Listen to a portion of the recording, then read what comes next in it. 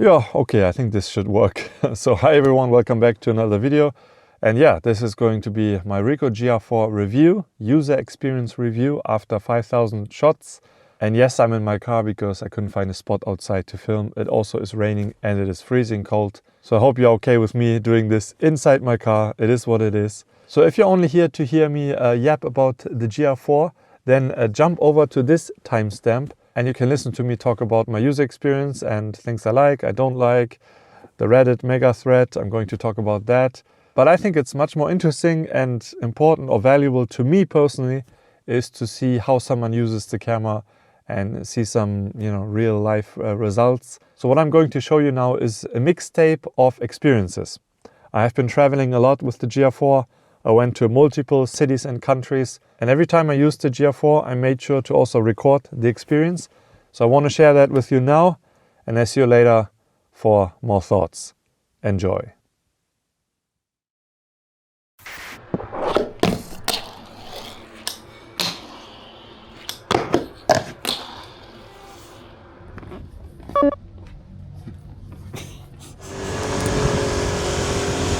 Actually, no one is allowed to see, right? No.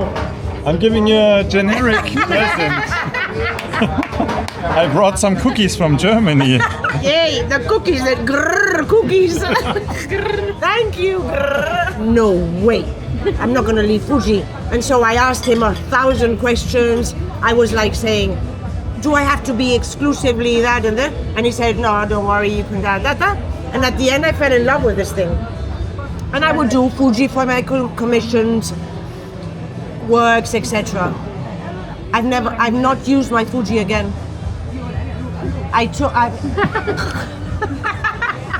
Voglio godermi ogni passo, uno scatto alla volta.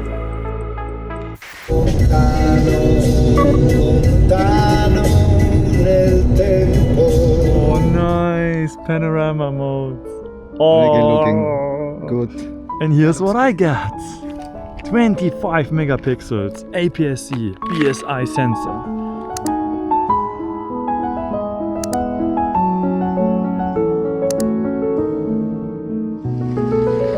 So much water.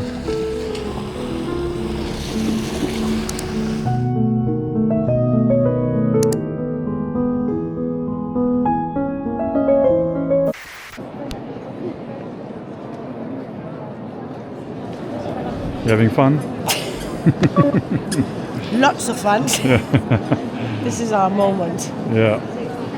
So many good moments. Wow. Not on video, but hopefully it shows on the photos. Yeah, exactly.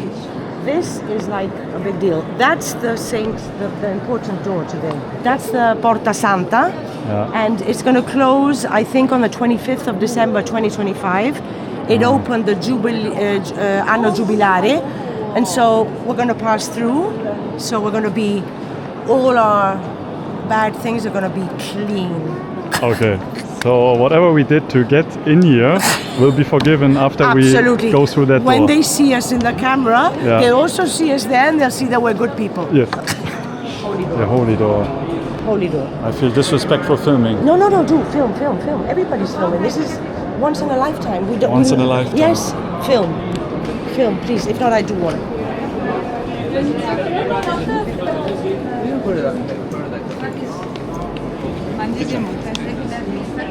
This is nice because it's everybody.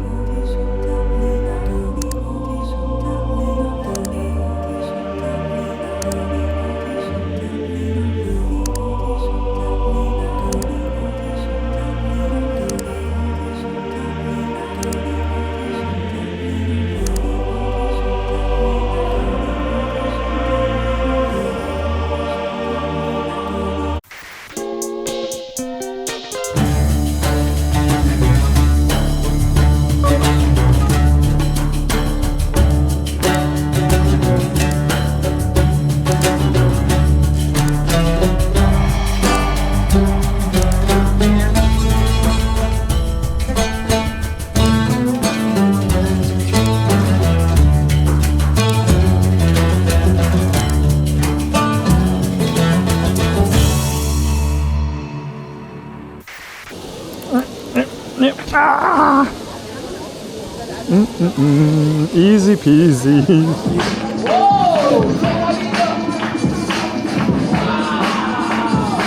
das die neue oder die alte? Das ist die neue, ja. Das ist die neue jetzt? Jo. Guck mal so. Oh shit. Nice. Ah ja, sehr gut. Wie ist der Autofokus bei der neuen? Ist ganz okay. Also, kennst du die 3 überhaupt? Ja, ich hab die. Kannst du ja gerne mal ausprobieren, wenn du willst. Ja, schon schneller, definitiv. Sie trifft auf jeden Fall öfter.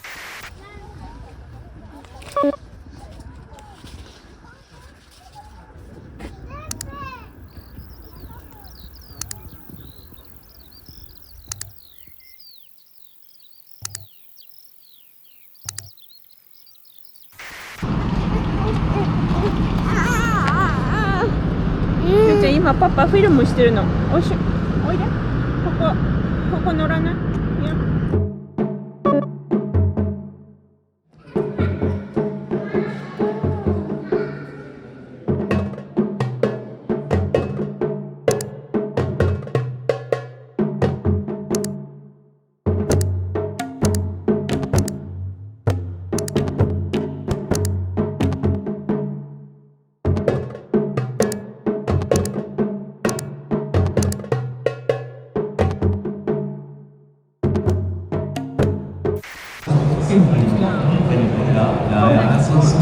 Well, it has that flash look. I think with your nails I should switch to color.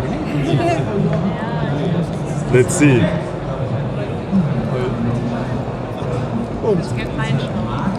Much better.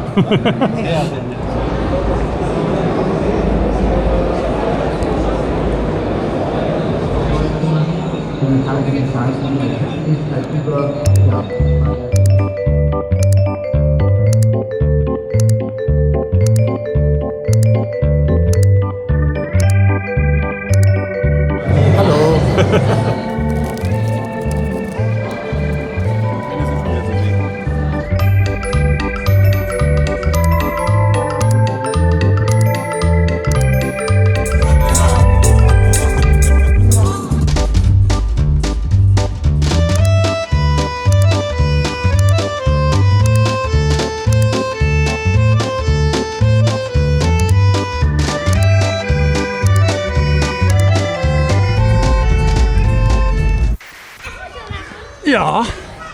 Ups. Warte, ich war noch nicht bereit. Nochmal. Nochmal. Ich habe nicht gemacht. Mach nochmal.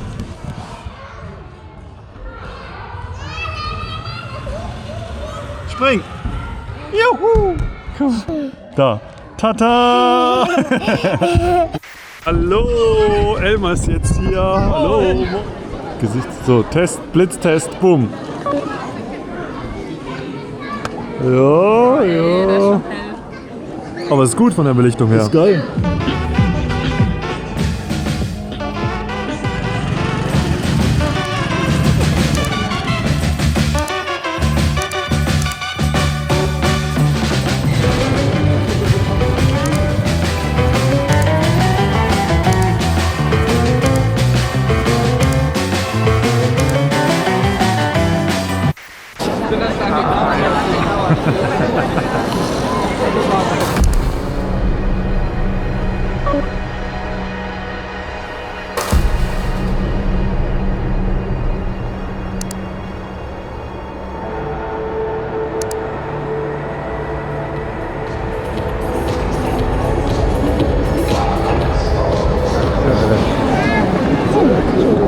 Entschuldigung.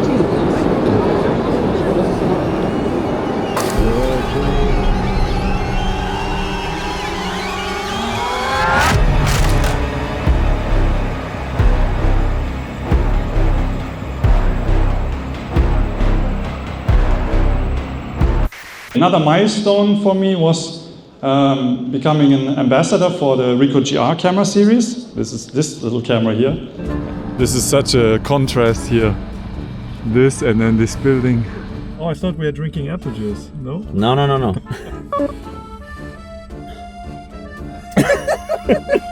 Strong apple juice.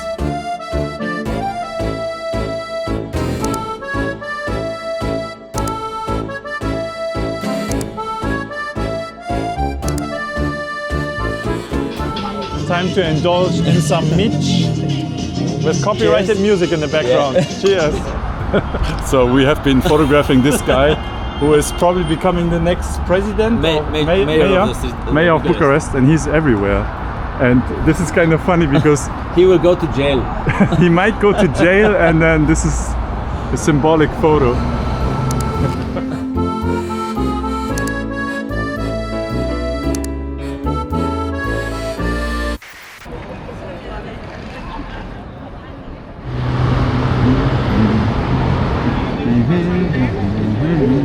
Adventures in Madrid with Orietta again.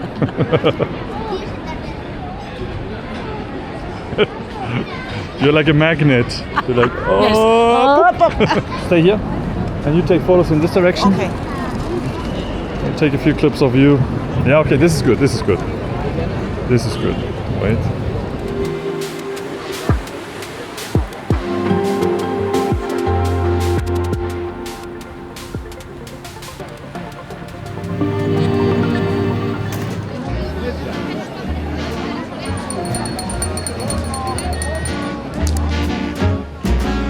I've never cared much for winter. Ice and snow leaves me totally cold. But something's up each year in December. I love it like a miner loves gold. It's never about the presents, the turkey or the Christmas tree. It's all about that glow in my baby's eyes that lights a fire inside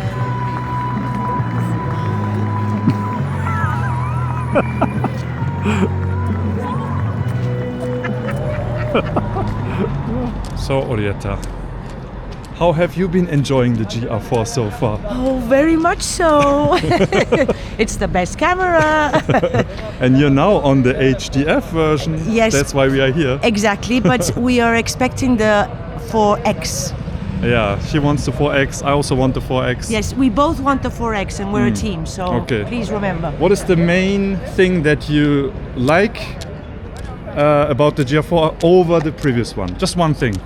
I'm curious if you have like this one thing that you like, Okay, and then one thing you don't like. okay. be fair. Night shots Uh-huh. are much more defined. What do you mean defined? I mean, more, less, Less grain? less or grain, less cleaner? cleaner. Okay. Sorry, cleaner. Yeah. What I don't like, which is like a bit silly, is the micro SD. Ah, okay. That's Alright. that's it. That's Orietta's review. Wait, last question. Okay. GR4 or GR4 HDF? HDF.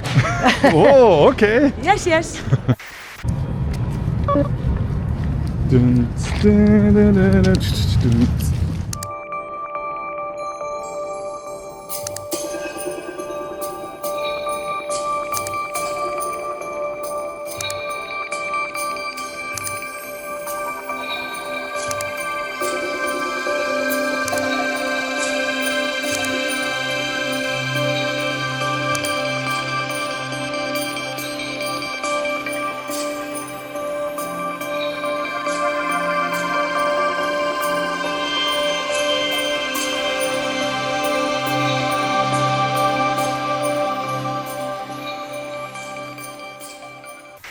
All right, welcome back, and hopefully you enjoyed my little experience mixtape. So let's talk about the GR4, and I have written down a list of notes that I want to go through, and there will be timestamps here so you can skip to whatever section you want to go to. I think we should start by talking about my first initial impression when Ricoh told me about the GR4 and I found out about the specs. I want to be honest here, and I will be honest, I was a bit disappointed because my expectations were so high, because the GR3 was probably their most successful model in the lineup. So I was hoping that Ricoh has more momentum, more budget, more financial means to come up with something more than just a spec upgrade. But then I had a lot of time to think about it, to make sense of it. Then I got one of the first sample models to shoot some pictures for Ricoh. And here's something I really want to come across in this video. And that's the fact that you really need to use a camera. The spec sheet does tell you a lot about the capabilities of a camera, but you really have to use a camera to understand some of the decision making. For example, it only has 25 megapixels, right? It's like 1 megapixels more or 2 megapixels more. Why did they do that? Why not more resolution? And I can talk a bit about the reasoning behind it from the perspective of someone who talks to Ricoh a lot and knows some inside information. Not everything I can share, but one reason was that they had to buy new sensors because the old sensor was selling out. Whoever makes the sensor was not selling them anymore. I think that's okay to say, I don't know. But that's one reason. So it was time to buy a new sensor. And again, I don't know if I can share this, but I think I should, and hopefully Ricoh will understand. But the sensor inside here is a brand new sensor. People online quickly came to the conclusion that this sensor is the same as the Fuji APS-C sensors, the 26 megapixel sensors, or Sony's A6500 sensors, which I also thought might be the case, but I'm not saying I'm confirming this because I'm not sure if I'm allowed to share this detail. But I heard that this is a new sensor, a sensor that hasn't been used before. And I know that Ricoh wanted to wait for a brand new sensor because it doesn't make sense to install some old sensors if they're going to sell out during the lifespan of this model. Because as you might know, Ricoh isn't pushing out new models every year. It's usually like 5 to 6 years until the next model comes. So the sensor has to be available during this time. The other reason is, and I'm also kind of speculating here, but it makes sense looking at the specs, they wanted to improve the responsibility. Do you ever look at someone and wonder what is going on inside their head? The responsiveness and the speed of the GR4. Besides the new sensor, it has a new engine, new processor, and I'm sure writing speed of the data to the memory card or the internal storage were also a factor. So by using a 25 megapixel sensor, you create smaller files than if you would use a 40 megapixel sensor, and then maybe the camera would be slower. I don't know. So because of this, I can understand that they prioritized speed and usability and responsiveness over quality or resolution, let's say, because image quality is still great on this, but you only have 25 point something megapixels, which, to be honest, is more than enough for most people. So basically, this was my first impression. It was like, oh, I'm kind of disappointed. I was hoping for more. But then when I started using it, I was like, oh, it makes sense because these things that they improved are more meaningful, at least to me. Let's talk about the camera body design and the button layout. Now, I have a bunch of accessories on here, so you can't really see the camera, but I will show you some clips also of the camera. If you look at the GR4, it basically looks like the GR3, especially from the front. But if you look at it from the top, you will notice, and also if you hold the camera, that they made it slimmer, like 2 millimeters slimmer, I think. Which doesn't sound like much, but for a compact camera that has to fit in the pocket, this is a lot. And I heard that if they have to make the camera 1 millimeter bigger because they want to include a certain feature, then they won't do it because they want to keep a small compact camera body. And I think they went back to a size similar to the GR Digital series, which were the models before the APS-C sensor. So they really want to stick with this size. And I think this is the perfect size now. Not that the GR3 and GR3X is bulky in comparison, but you can feel the difference. The front dial is a bit more pronounced. It sticks out a bit more, so you feel it better. It also feels different, like how it turns is a bit smoother, I guess. You can feel the clicks a bit better. And I've been using this GR4 model here. I had multiple models because I had a sample first and then I had to send a camera to someone and swap it. But this one I'm using for at least 3 or 4 months by now. And the dials still feel like the first day they felt like. Which I can't say for the GR3 or GR3X because the front dial quickly became very mushy feeling. I don't know what's the word for it. They got rid of the scrolling wheel on the back, which I think it was a good move. I hated that wheel. I never used it. I know some people really used it a lot for scrolling through images, but there are so many ways you can do that. You can do it now with the adjustment wheel here on the back, which used to be like a toggle and a button, but now it's just a dial you can turn and you can also press it. I got used to this now, but in the beginning it felt a bit weird because I was missing that little knob here. I'm still not 100% sure if I like this. For my workflow, I don't need to use this back dial a lot. But I really liked using the older toggle for exposure compensation because you didn't need to look to the camera. You could just feel like, oh, this is 1 step, 2 steps to the right. But now, because it's a dial, you have to look at the screen and look at the values because you can't just do it blindly. But now we have the dedicated plus-minus rocker here on the side, which is now how I change exposure compensation. So here I can, without looking, I can go like 2 steps down and two stops up. What is also really nice is that you can turn it off if you're scared to accidentally press it. In my experience, I never accidentally press the plus-minus buttons. Maybe if I take photos in a vertical orientation, I might accidentally press it. But even if I do, it maybe changes the value to 1 stop down or up. Not a big deal. You can turn it off. And you can also adjust the ISO using this plus-minus rocker. And if you go to manual mode, then you have, based on your preference, but I have aperture on the front, shutter speed on the back, and then ISO using the plus-minus button. And that has made manual workflow so much better. I never used manual mode on the previous GR cameras because I found it too fiddly and takes too much time. But with the GR IV, I use manual mode a lot, especially when I use a flash, a manual flash, for example. Then it's easy for me to change the values. This alone might be worth the upgrade for some people who really want to use this camera manually. I think it's a much better workflow now. The playback button has moved down here, which is okay. You can still hold it to turn on playback, which is a feature on all GR cameras if you did not know that. But other than that, the button layout is basically the same. They added an SN mode, which is a snap focus mode, which has like snap focus, distance, priority, presets, and it is basically a mode for using zone focusing or snap focus and different automatic presets for aperture and shutter speed. If you want higher shutter speeds, you have like one preset for this, and then you have a preset for lower shutter speeds, wider aperture. I don't use it. Too many values that I can't control, so I rather stick to my TV and AV modes, which I mostly use, and then sometimes manual mode. And also sometimes P mode. You know, P mode is like auto mode. The camera does everything for you. But you can also override the values.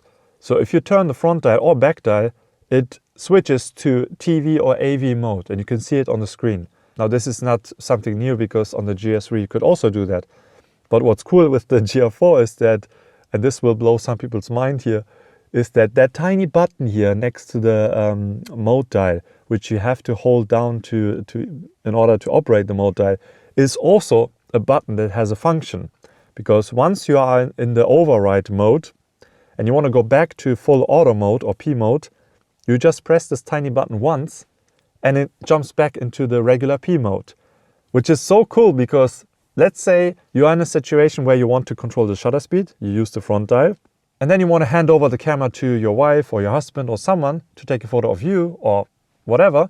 You just press this tiny button and it's back to auto. So convenient, you don't need to switch the modes. Super cool. So I use P mode sometimes, but mostly I'm using AV and TV. Startup time has improved a lot. The camera turns on much faster. I think it's like 0.6 seconds. To me, it feels like double the speed of the previous GRs, unscientifically speaking. But in my experience, the speed is perfect for when the camera is in your pocket and you want to quickly take a photo. While you're taking out the camera from your pants pocket or jacket pocket, you turn the camera on, and then when you want to take the photo, it's ready. I just took a picture of you. It's that fast. And again, this is a small detail, but it makes a huge difference in the real world. Like, I shot this one photo, I showed a bunch of times. Sorry if you have seen it so many times, but this one photo in London at the Hyde Park. In the morning, there were these swimmers, and I had my GR3. And the guy was running and sliding down this slope into the water, and my camera was off, but I had it in my hand. And I noticed him running, and I was like, oh shit, I want to take a photo. I pressed the on button, the camera turned on, and I took the photo while the guy was running, and I got the photo because the camera was ready. Now, there are other cameras that street photographers praise, and I'm not going to say any names, but you know, they have a little red dot on their camera. and apparently their newest camera turns on in like 2 seconds. I had one reviewer say that and I was like, 2 seconds? Are you kidding me? I know there's a sleep mode and stuff like that, but that's just too slow. For street photography or quick snapshot photography, 0.6 is amazing. So that's a huge improvement. I think it's a huge improvement compared to the previous model. Not that the previous model was slow. Okay, let's talk about image quality and the new lens. So there is a brand new lens in it, new glass, new elements, I think one more spherical element. And based on the images I took so far and looking at them closely, I also did a side-by-side comparison, which I'm going to show you now. Here's a photo of a GR3 and a photo of the GR4. Same situation here in my garden. And if you look at the center, both look super sharp as expected.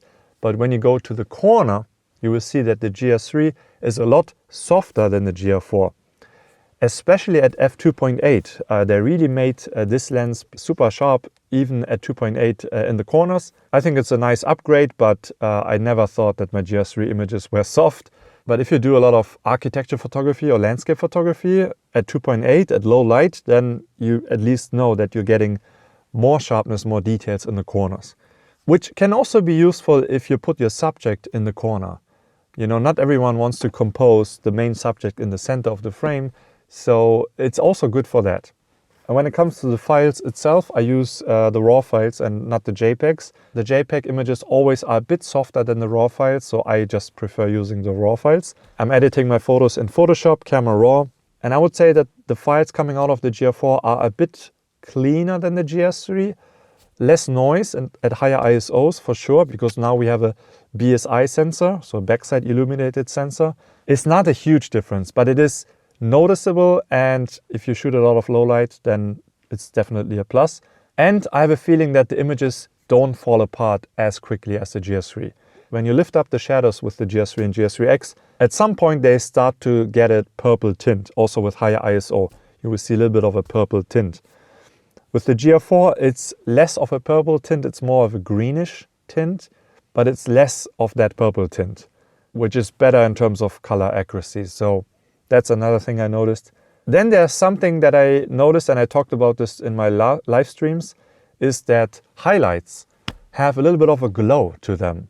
And I talked to someone at Ricoh, and it's not someone who is involved in the product development or in the technical team, but I was told that that was most likely intentional, that Ricoh didn't want to create a lens that is just clinical sharp and maybe has no character, but also wanted to create a lens that has a specific aesthetic to it. First, I was not sure if I like it, because I could just use a diffusion filter if I want to have that effect, or use the HDF model. But now it's kind of built in. It's not super strong, but you definitely notice it. I will show you some examples here. And based on how much you edit your photos, you will see more of it or not. In the beginning, I wasn't sure if I like it, because I don't like when something is forced on me. But the more I use this camera, the less I noticed it. And I have to say, when I shoot in monochrome, I actually like it more than just having a clean, high contrast, super sharp image. The images are still very sharp, but now you have a little bit of a more organic roll-off when it comes to light sources. The transition from a light source to shadow is a bit nicer now, and I like it. Basically, this lens has a bit of its own character now, and I think most people find that pleasing. But if you want a tool that gives you very accurate, sharp, clinical sharp results, maybe use a different camera and another lens. But it suits the snapshot aesthetic, I guess.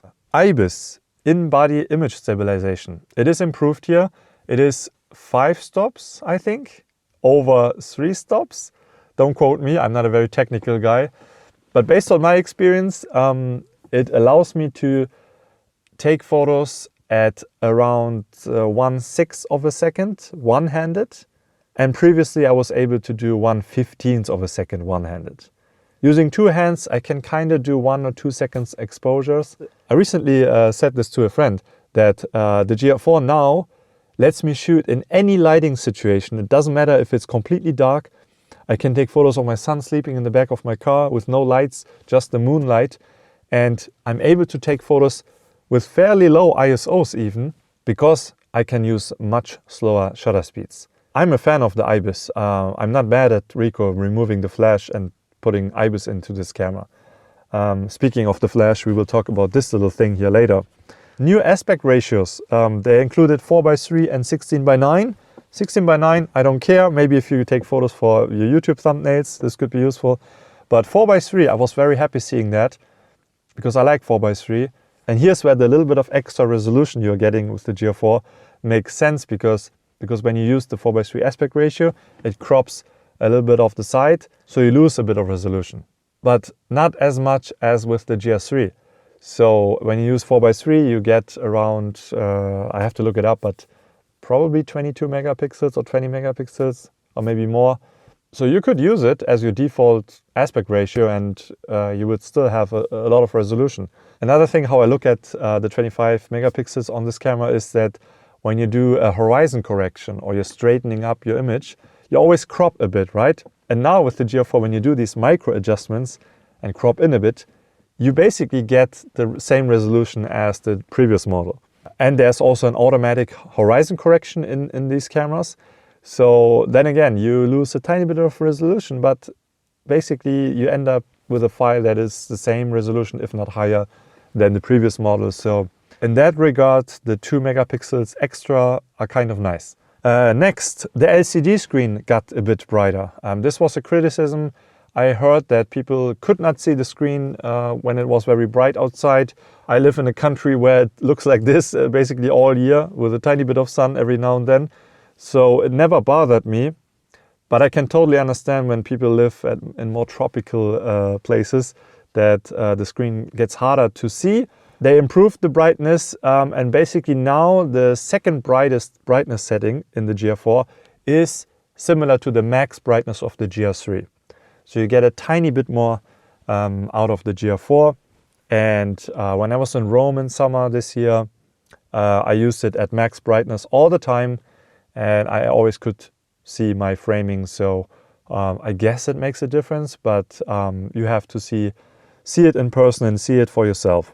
Okay, autofocus performance. I think this is a huge topic and for some people very important, for some less, because a lot of people use snap focus or mani focus with the GR. I use autofocus a lot because I do use full press snap, which means I still have autofocus and then I override it by fully pressing the shutter button or touching my screen. But I appreciate the jump in autofocus speed, but also accuracy. When it comes to low light, I can say that the GR4 is more accurate as long as you can see some contrast in your autofocus focus point. Because when I was in Nuremberg this year for Imaging World Camera Fair, there was an after show party situation and a DJ came and there were some lasers and it was very dark and a difficult lighting situation. There were times where I could not focus. It was impossible to focus. The GR4 could not set the focus, which was a bit frustrating, but then I had to switch to snap focus and it was fine. But you need a little bit of contrast in your frame. But when you do have contrast in your frame, then the focus is definitely faster and more accurate than the previous model. When you go out for dinner, let's say candlelight dinner, you might have to wait a bit longer than autofocus performance during daylight, but it is going to focus. And I was able to take photos of my son in Turkey at this very low light restaurant, and it was not an issue. So, and that's when I noticed, oh, this camera helps me get the shot, whereas the previous model, I would have to use snap focus or wait a long time. So it is a nice upgrade, but it's not going to make a huge difference if you compare it to mirrorless cameras, such as the Nikon ZF that I'm using right now. But if you want to use higher performance cameras, you have to use a bigger camera. If you want image quality, good image quality in your pocket, GR is the only option so far. Now let's talk about micro SD and internal storage. Am I mad about micro SD? Not at all. I use action cameras. I have a bunch of micro SD cards. I have a micro SD slot in my computer, so it's easy for me to transfer files. It is a bit finicky to get the card out, but I use my nails. I just use my nails to press against it. And then I use my finger and basically try to pull it up by using my sweat and the surface of my finger, and it works fine. Do I use the internal storage? 53 or 54 gigabytes, something like that? No, I never use it. The reason for it is because it is a bit annoying to transfer the files from the camera to my computer. I'm using an Apple computer. You have to use image capture or the Photos app. I have an external backup workflow and I can only do that by using image capture. It is not very convenient to me, so I use the micro SD card. For some people, internal storage is a plus. For me, it would be a plus to me if Ricoh could. Hopefully they can do that in the future with a firmware update. If they could allow the files to be stored simultaneously on both the internal storage and the SD card. Basically to have like a backup solution. Maybe JPEG on one card, RAWs on the other storage. That could be very helpful. And then you could even use this for weddings or event photography, for jobs. That could be very cool. So maybe Ricoh, could you do that? That would be great. Weather sealing, question mark, dust, question mark. I'm sure people want to know what I think about it. So this camera has no weather sealing, obviously, otherwise they would have advertised the shit out of it because people are waiting for this.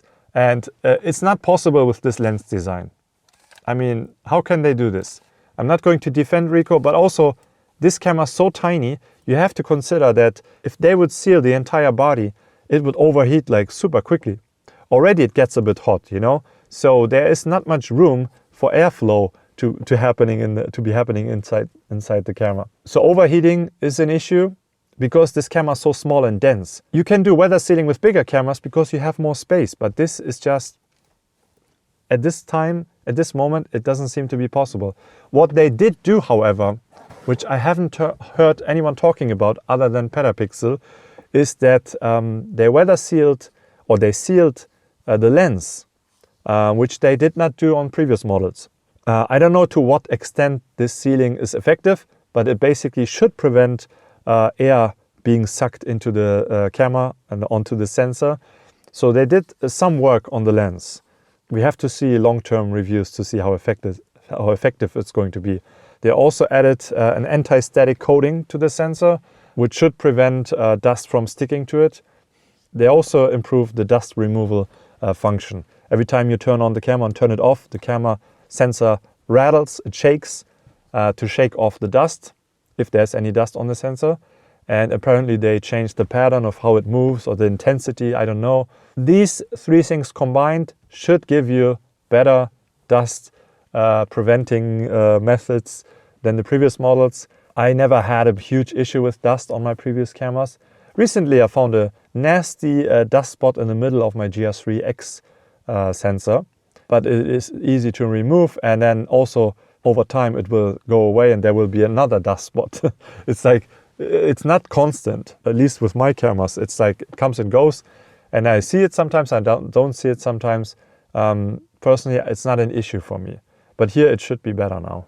Let's talk about battery life. The battery got bigger. I'm sure you know this already because you watched a bunch of reviews. I'm late. Yeah, the battery is bigger now. It charges super slowly, I have to say. That's one downside of this bigger batteries, is that it charges horrendously slow. It takes ages. So I charge my GR4 now overnight, which I had never had to do with the previous models. And I have two batteries, which is more than enough. And I have to say, battery life feels like it is 30 to 40% more. And the thing that I noticed with this battery is from using this camera every day, I always have it in my jacket pocket.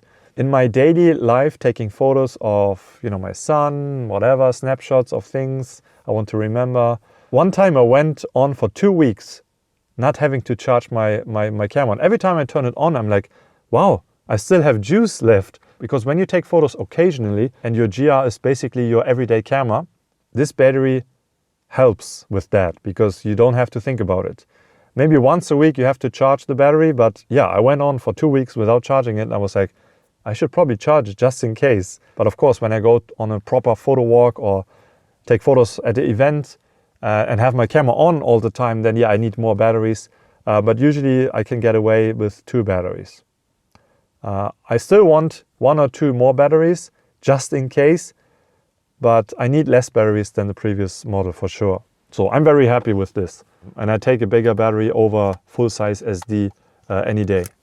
let's talk about accessories. There's one exclusive GR4 accessory, and that is this tiny flash here, which is called GF2. This was designed for the GR4.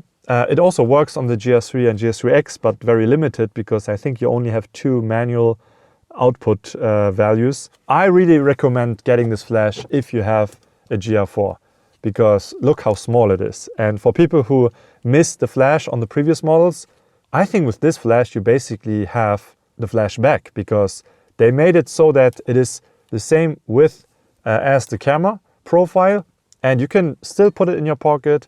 You can carry this tiny flash in the second pocket of your pants pocket. You know, this tiny pocket that we all don't know what it is for, but you can put this flash in it and then put the GR in the bigger pocket. But I just leave this flash on my GR4 at all times because it doesn't bother me.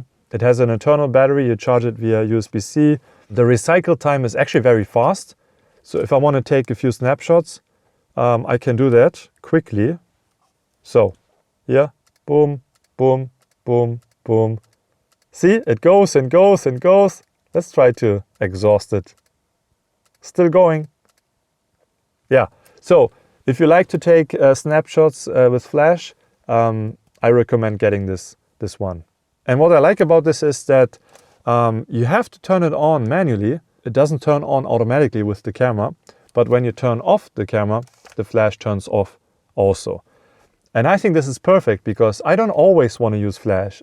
Every time I want to use flash, I just press this on button on the flash and then I use it. And then when I don't want to use it, I turn the camera off and on again, and then it's off. Most of the times I don't use flash, so I like the way they implemented this.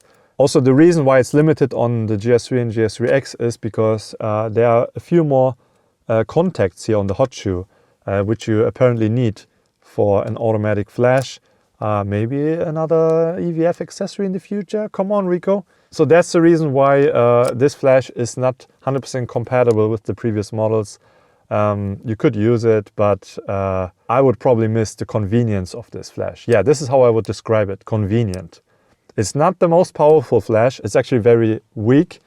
But if you take photos of your surrounding, like people near to you, like at parties and family gatherings or snapshots of things around you, this works perfectly fine. But even during these cloudy days, you can use this flash to, you know, fill up the shadows of something close to the camera.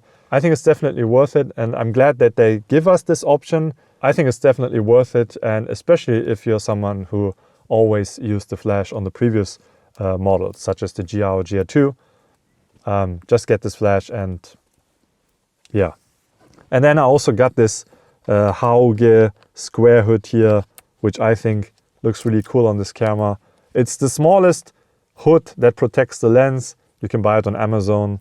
I think it looks cute, and the whole purpose for this is just to protect the lens.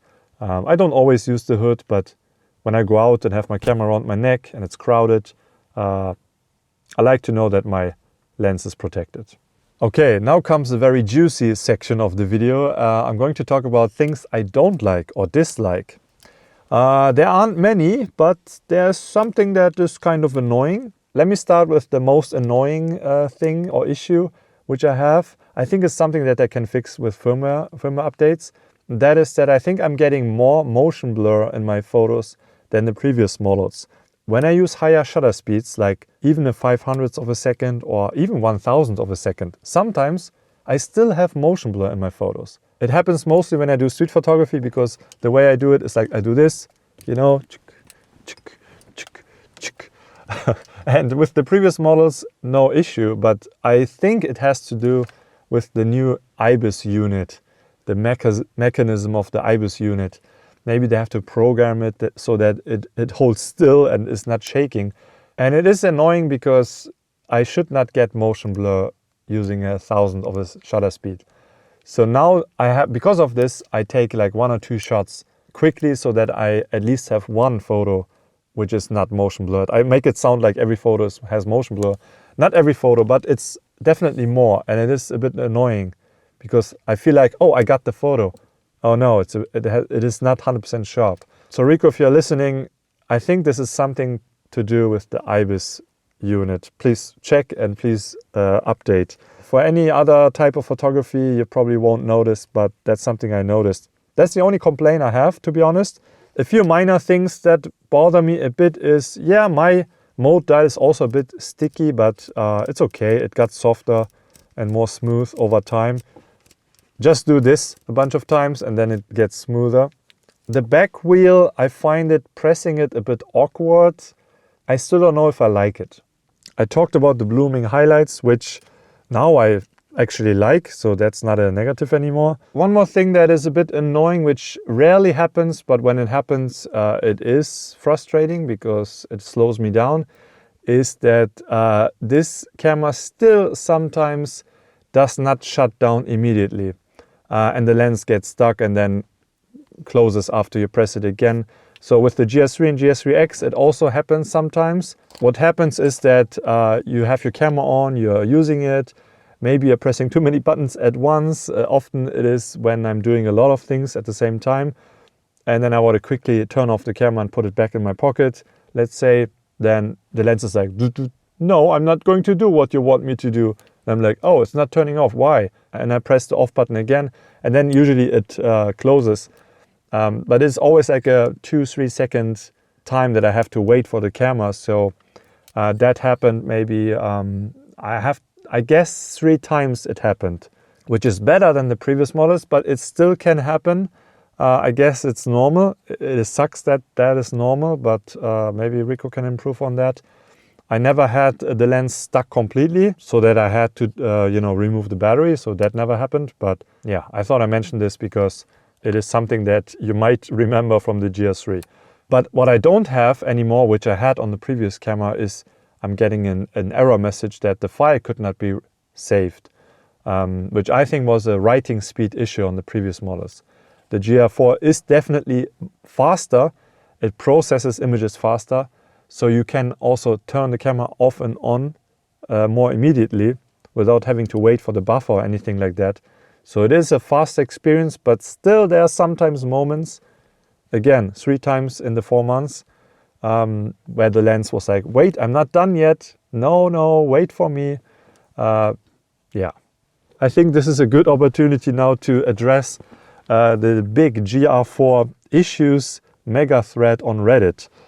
People would send me this thread on Reddit and ask me for my opinion. And I talked about this with Ricoh directly also. They are aware, of course.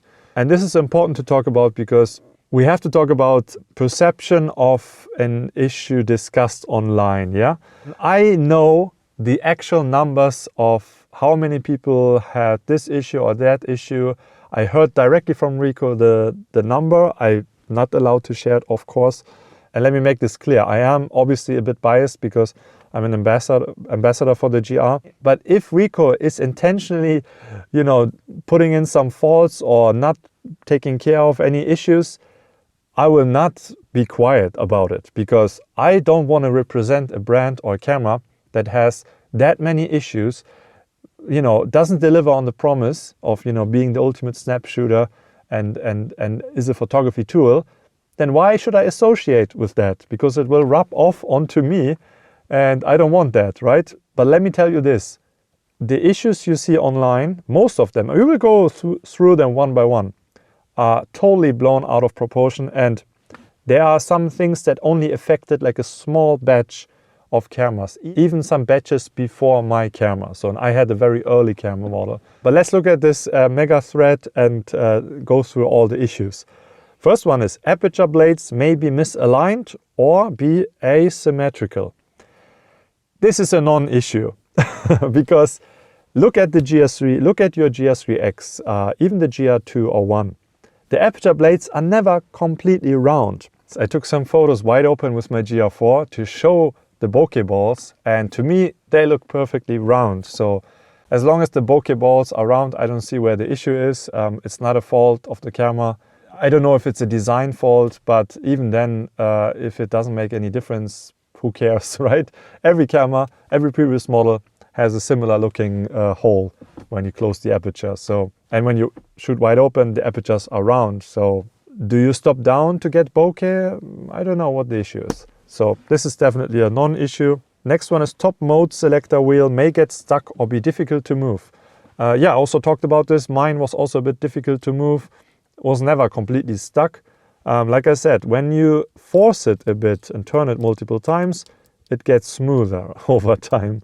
It is different, a bit different from the GR3. I don't know if it was intentionally made harder to turn. If you can't turn it at all, it's really stuck, then just contact Ricoh. This is another thing, you know, a lot of people who go online and complain or talk about their frustrations, they either didn't contact Ricoh or they just read something and then checked their camera and they were like, oh, my camera also has it. Oh no, I bought a faulty camera.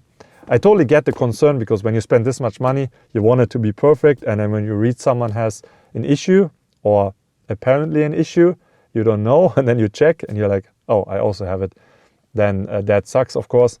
But always reach out to the customer service, because I know who is in charge for customer service in Europe. And he told me how many complaints came for certain issues. And if I would tell you the number, you would be like, oh, it's a non-issue. Or maybe people are not contacting Ricoh directly because they take care of it if there's something wrong with it. Or at least they help you understand what's going on. Or at least they should. I don't know. If they don't, then you have all the reason to complain. Okay, IBIS motors making unusual amount of noise, particularly when cameras turn on off. I had to smile a bit because this is absolutely normal. It's basically, it also happens with my Nikon ZF, with my Fujifilm X-S20. The camera sensor has the IBIS unit around it, and it's basically it's being held by magnets. So when you turn the camera on, it is floating. The sensor is floating. And then with the GR3 or GR3X or GR4, for example, when you turn it off, the sensor is basically just falling down. Gravity is pulling it down. So when you shake the camera, the sensor is shaking inside your camera. It's not going to be damaged by it, but you will hear it. And just try it out with other cameras. You know, this goes back all the way to my very first DSLR, which was a Pentax K100D Super, which had a stabilized sensor. It also had that rattling sound. So absolutely normal, no issue. Lens may not retract completely when camera is turned off. So this one I heard multiple times because people would also send me messages. A friend of mine also had this happen and he had to send the camera in for repair. I was told that this is affecting an early batch and Ricoh is changing out the cameras. If you have this issue, you contact Ricoh, they give you a new camera. So, and it is only affecting this small amount of batches. Of course, it sucks for people who got this issue, especially when the camera is new and they want to use it. You know, I don't want to downplay the issue, but from what I've heard, Ricoh's taking care of it. It has to do with some early batches. Issues connecting to the GR World app, maybe user specific.